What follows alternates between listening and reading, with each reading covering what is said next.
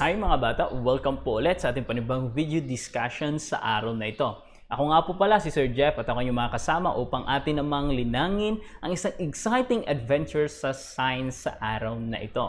Ang atin pong pag-uusapan ay may kinalaman po sa kung paano natin paghahandaan ang mga kalamidad o hindi kaya ay bagyo na dumarating po sa atin pong bansa. So bago po tayo magpatuloy sa ating pong lesson sa science, ay tayo po muna ipansamantalang yumuko at tayo po ay magpe-pray.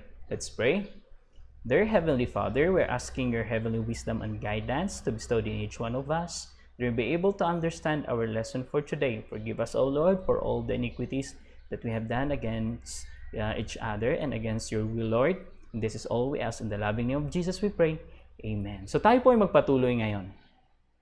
Ang ating pong pag-aaralan mga bata ay may kinalaman po sa safety precautions during different weather conditions.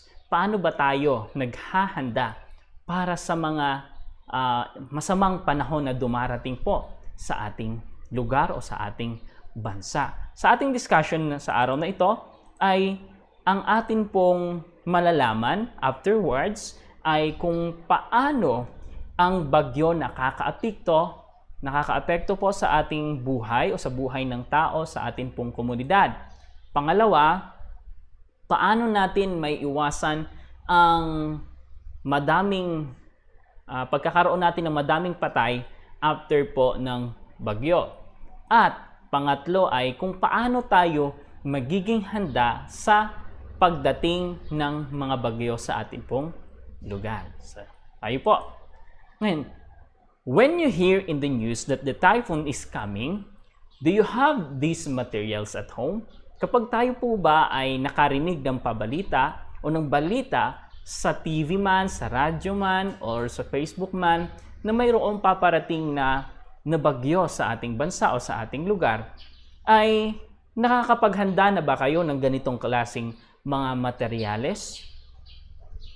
Okay, ang iba sa atin po ay hindi pa. Yung iba naman po sa atin ay talagang nakapaghanda and they are very ready para harapin ang ganitong klaseng sitwasyon. Ngayon, pag-aralan natin.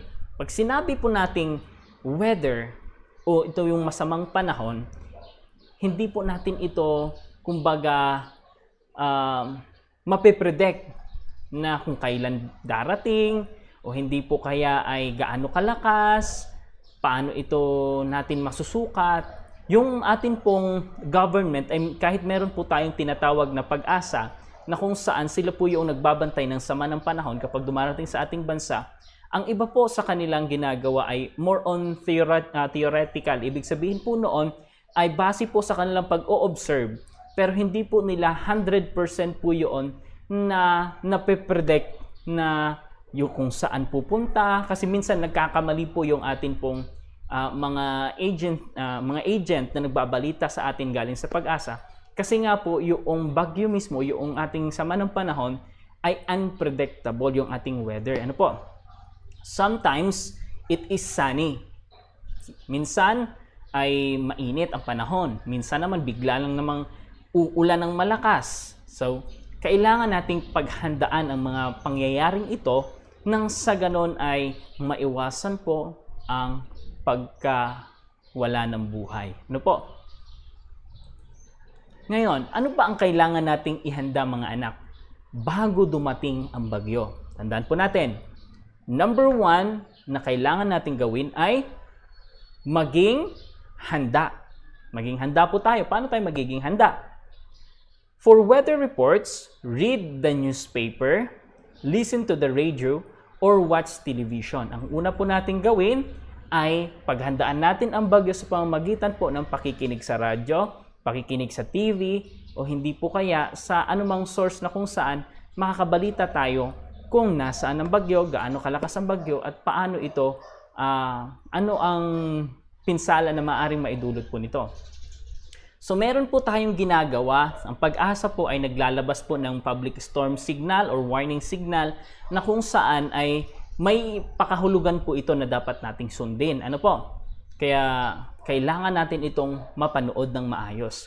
At ating malaman kung kailan tayo dapat lumikas ng bahay at kailan tayo dapat manatili ng bahay. Ano po?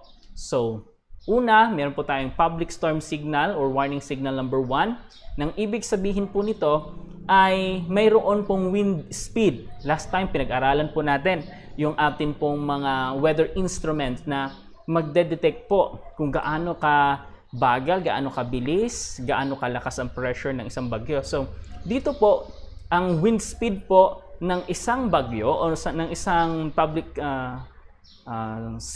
storm ay nasa 30 to 60 km per hour yung kanyang takbo. At makakaapekto ito sa area na nasa ating paligid. Ano po? Kaya ang sabi dito, intermittent rains may be expected in at least 36 hours. Mararanasan natin yung pagbuhos ng ulan sa loob po ng 36 hours. Ano po? At ang mga kailangan nating gawin ay una, makinig tayo sa mga update ng Pag-asa regarding sa ating bagyo every 6 hours kasi po ay ang atin pong Pag-asa o itong atin pong agency or agent department na kung saan ay sila po ay nagbabalita tungkol sa panahon ay nagsasabi po kung ano ang dapat nating gawin sa mga susunod na oras. Pangalawa, atin pong tingnan kapag nandoon tayo sa tabi ng karagatan o ang ating bahay ay nasa tabi ng ilog man o nasa baybayin man, kailangan nating tingnan yung ating mga karagatan o hindi kay ilog. Baka ito'y aapaw o magkakaroon ng storm surge at maaaring anurin yung ating bahay at magiging rason kung bakit mawawalan tayo ng ating buhay. Next naman po ay meron tayong public storm warning signal number 2. So ito yung paakyat po ng paakyat yung level po ng kumbaga ng risk o ng danger.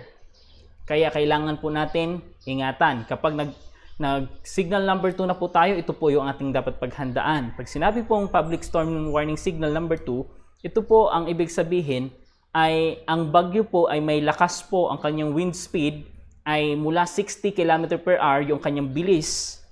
At ang lakas niya, ang takbo niya, bawat oras, ilang kilometro, mula 60 kilometers hanggang 100 kilometers per hour, ito po ay makakaapekto sa atin pong area sa loob po ng 24 hours. At kailangan po nating paghandaan ito sapagkat ito ay mas malakas-lakas kumpara po sa public storm signal number 1. At kailangan po ito ang ating paghandaan. Sa atin pong malapit po sa mga baybayin ay kailangan po na huwag tayong pumalaot. Hindi dapat tayo mangisda sa time na ito sapagkat ito nga ay talagang malaki ang alon nito. At hindi dapat tayo magbiyahe sa dagat o hindi kaya ay magbiyahe sa ilog man sapagkat ito ay napakadelikado po sa atin sapagkat malalaki po or lalaki po talaga ang ating pong maalon. Next po ay yung mga activities natin na gaganapin dapat sa labas, outdoor activities, ay kailangan pong suspindihin, kailangan ipatigil sapagkat hindi po ninyo ma-appreciate talaga, hindi natin ma-appreciate talaga yung ating program lalo na kapag meron po tayong public storm signal number 2. Next naman po ay kailangan po yung mga ari-arian natin, yung ating mga tahanan ay naka-secured. Ibig sabihin po nito ay nasa maayos na kalagayan bago pa dumating ang bagyo.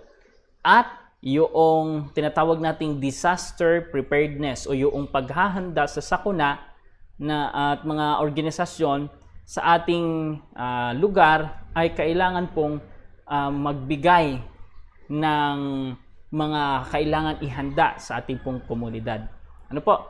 Next naman ay public storm signal warning number 3. Ito po ngayon ay mas malakas pa sa signal number 2. At ang sabi dito, ang ibig sabihin po nito ay mula po ang kanyang wind speed ay mula sa 100 km per hour ay aabot po ito hanggang sa 185 km per hour.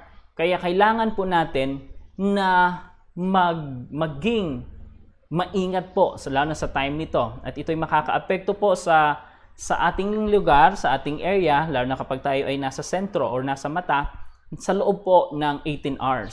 So, pansinin po natin sa public storm signal ay mararanasan natin for 36 hours yung sa signal number 1. Sa signal number 2 ay within 24 hours. Ngayon naman ay sa public signal number 3 ay sa loob ng 18 hours. Bakit ay pababa ng pababa yung oras? Kasi po yung takbo ng ang bagyo ay pabilis po ng pabilis habang ito po ay palakas ng palakas. Ano po? Next naman po ay lahat ng klase sa lahat ng antas, pampubliko man o sa private man, ay dapat pong itigil. Okay? Nakalimutan ko palang sabihin kanina na kapag signal number 1, automatic po yung lahat ng kinder, private man at public ay sila po ay dapat sarado. Okay? Nakasuspende na po yun, lalo na kapag ang ating lugar ay siyang matatamaan ng bagyo. Next naman po, ang signal number 2 ay elementary at ang kinder po ay walang pasok. Tandaan po natin yon mga anak. Nang sa ganun ay once na makabalita kayo ng ganito at malapit ang ating lugar sa mata ng bagyo, ito ay expected na hindi natin antayin yung announcement ng atin pong mga teachers. Baka kasi po sila din ay hindi nakapakinig ng balita. Ano po? Next naman, pag signal number 3, lahat po ng klase sa lahat ng antas ay kailangan pong suspindihin. Ano po? At kailangan maging handa ating mga agency o yung mga kawani ng atin pong pamahalaan na tutugon sa mga pangangailangan lalo sa panahon ng bagyo o ng kalamidad. At yung panghuli sa lahat ng signal, dati kasi may signal number 5 pa. So ngayon ay ibinaba na lang nila sa signal number 4. Ewan ko kung meron pang signal number 5 ngayon. So sabi dito, pag public storm signal warning number 4 na, talagang napakalakas na po ito. At ito po ay may wind speed na 185 kilometers per hour. Hanggang pataas na po yun. At ito po ang isa sa pinakadelikado at atin po itong mararanasan po sa loob po ng 12 hours. At ang dapat nating gawin sa panahon ng ganito pangyayari ay kailangan pong ikondisyon natin. Kailangan pong ikondisyon natin ang ating sarili. Ano po? Pagdating nito, kailangan lumikas na tayo, ay dapat lumikas na tayo. Lahat po ng mga biyahe o rin ng biyahe sa dagat ay kailangan pong kansilahin or biyahe ng eroplano man, kailangan pong kansilahin. Lahat po ng klase ay suspendido din po, pati din po ang college po nito. At kailangan pong makapag-evacuate na hanggang maaari. Pag sinabing evacuate, makalikas na ang mga tao kapag may signal number 4. Ano po? Bago pa lamang po yun, mga bata, ay kailangan makalikas na po tayo, lalo na kapag tayo yung tatamaan ng bagyo. At kailangan kung ang ating bahay naman ay secure, simentado, ay maaari po tayong manatili sa ating bahay for our own safety. Ano po? Pero pag ganitong klaseng, lalo na kapag nasa tabing ng dagat tayo, ay hindi po nire-recommend po talaga ito ng ating pong mga NDRRM or NDRRMC officers kasi ay napakadelikado kapag magpapaiwan tayo sa ating bahay. At kailangan po yung atin pong disaster response team o ito po yung NDRRMC na mga agent ay sila po ay magre-responde sa atin sa panahon ng kalamidad. Sila po yung kaagad natutulong sa atin kapag may natrap sa ating bahay sa panahon ng pagbaha, sila po yung tutulong sa atin. Ngayon, pangalawa nating gawin bago ang bagyo ay atin pong lisanin ang mga lugar na kung saan ay malapit po tayo sa dagat. Kagaya po ng mga baybayin o hindi kaya yung mga ilog, mga estuaries. Kailangan po ay lumikas po tayo doon po sa mas mataas na area. Bakit? Kasi po baka magkaroon po ng malakas na pagbugso ng hangin na may kasama pong tubig, ulan at dagat. Ito po ay nagkukos po ng storm surge o mas kilala sa atin na tidal wave. Ano po? At kailangan po natin itong paghandaan ng mabuti. Next naman po, pangatlo, ay kailangan nating maging handa sa mga kagamitan. Dapat meron tayo. Itong nakikita natin sa ating pong screen ay kailangan nating ihanda. Bakit? Sa panahon po ng bagyo, wala na po tayong panahon para bumili ng mga gamit nito sa labas. Kasi nasa loob na tayo ng bahay. Kaya as much as possible, maihanda natin ito. Kapag nag-brown out, meron tayong flashlight. Kapag walang TV, walang kuryente, meron tayong radyo. Kapag walang ilaw, meron tayong pwedeng gamiting flashlight o hindi kaya ay gasolina na ilalagay natin sa ating portable na makina para umandar. O hindi po kaya ay mga dilata o na mga pagkain natin. At higit sa lahat yung tubig. Yun po ang wag nating makaligtaan. Ito po yung klase ng paghahanda. At pang-apat po ay kailangan marami po tayong stock na mga pagkain sa ating bahay. Yung madali po nating kainin na hindi na natin kailangan lutuin. Isa po dito ay yung mga dilata. As much as possible, sapagkat ito po ay madali pong ihanda, madaling kainin in kaso po na magkaroon po ng bagyo. Po, hindi na kailangan lutuin. Ngayon, pang-5, kapag ang ating bahay, ito po ay para po sa ating mga magulang ha, hindi po ito natin pwedeng gawin.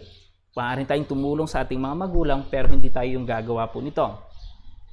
Kapag ang ating bahay po ay gawa sa mga light materials o mga kahoy lamang, ay kailangan po natin itong i-check, i-double check, paghandaan, hanggat maaari ay lagyan ng mga mabibigat na bagay nang sa ganun ay hindi po matuklap at madala ng bagyo. So ito po yung paghahanda natin bago ang bagyo. Ngayon, ano naman ang ating gagawin pagkatapos po ng bagyo? Una, kailangan nating manatili po sa ating mga tahanan. Bakit? Kasi po ang ating paligid ay hindi pa po safe. Maaari pong may mga debris o hindi kaya ay mga tira-tirang mga bagay na maaaring makaapekto sa ating kalusugan. Kagaya ng mga tangke ng gasol na nadala sa baha, ngayon ay sumingaw, yun ay nagkukos po ng damage po sa ating lungs. Kaya as much as possible, tayo po ay manatili muna after po ng bagyo sa ating tahanan para po sa atin pong sariling kapakanan. Pangalawa, kapag umokay na po yung atin pong paligid, ay maaari po tayong lumabas at ating linisin po ang ating bakuran. Yung ating bakuran po muna ang ating lilinisin. Hindi po tayo kung saan-saan gumagala, napupunta tayo kaagad ng mall o kung saan pa natin gusto. Kailangan natin linisin ang nasasakupan natin ng ating bahay.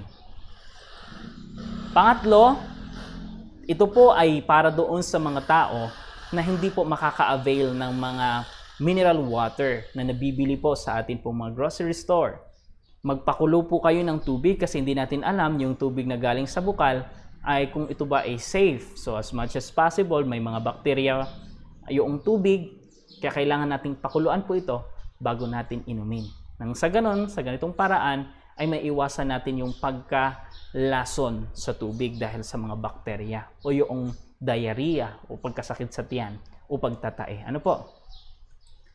At panghuli na kailangan nating gawin after po ng bagyo, lalo na kapag may nakita tayong mga sira-sirang mga kable ng kuryente o hindi po kaya ay kalsada natin o gumuho na lupa at kailangan pong itong makuha. So tatawag po tayo ngayon sa atin pong mga departamento ng ating pamahalaan upang tayo matulungan. Meron po tayo sa pulis, meron po tayo sa sunog at meron din po tayo sa medical para po iligtas tayo kung mayroon pong kailangan ng tulong na medikal o mayroong kailangan dalhin sa hospital at meron naman kung mayroong sunog o hindi kaya po ay mayroong mga nangyayaring krimen pagkatapos po ng bagyo. So kailangan nating isumbong ito, ating itawag ito sa atin pong government numbers. May mga hotline po tayo na pwedeng tawagan. Ewan ko ngayon kung gumagana pa rin ay yung tinatawag nating 911. Ito yung normally sa ibang bansa, isang tawag nila sa 911, mayroon na sa kagad silang emergency response team na pupunta at tutulungan, mag-a-assist sa kanila doon. I guess dito sa atin sa Pilipinas ay meron din tayo talagang ganito din po. So, ito po yung ating lesson sa umagang ito. Pinaghahandaan po talaga natin mga anak ang mga bagyo na dumarating po sa atin pong lugar. Alam niyo sa Biblia ay meron din pong kwento patungkol dito na kailangan paghandaan natin yung mga bagyo na nagiging hamon sa ating buhay. Alam niyo mga anak, sa Bible, yung storm o yung bagyo ay nangangahulugan ng mga pagsubok sa ating buhay. At ating yung nararanasan. Ano po? So kailangan muna natin paghandaan ang mga pagsubok na ito sa ating buhay sa pamamagitan ng pagtitiwala natin sa Panginoon, sa pananalig natin sa Kanya. At kailanman hindi tayo bibiguin ng Panginoon.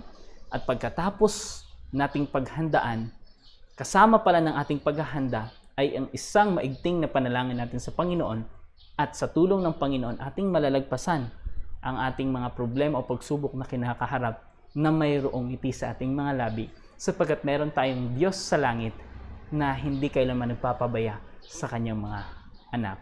I hope na marami kayong natutunan sa ating lesson sa araw na ito mga bata at sa muli, may God bless us all.